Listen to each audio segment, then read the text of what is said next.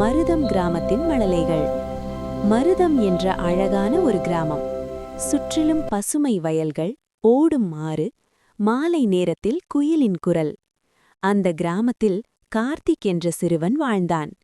அவன் காலை எழுந்தவுடன் மாடுகளுக்கு தீவனமிட்டு அம்மாவுக்கு உதவி செய்து பள்ளிக்கு போவான். மகிழ்ச்சி நிறைந்த நாட்கள்.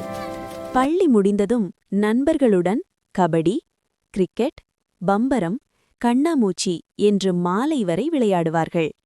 மின்சாரம் சில நேரம் மட்டும் வரும்.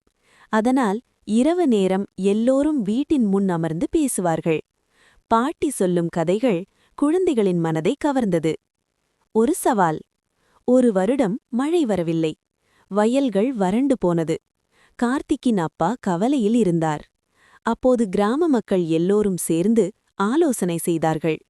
குளத்தை சுத்தம் செய்தார்கள். மழை நீர் சேகரிக்கும் ஏற்பாடு செய்தார்கள். சில நாட்களில் மழை பெய்தது. குளம் நிரம்பியது. வயல்கள் மீண்டும் பசுமையாயின. கற்றுக்கொண்ட பாடம்.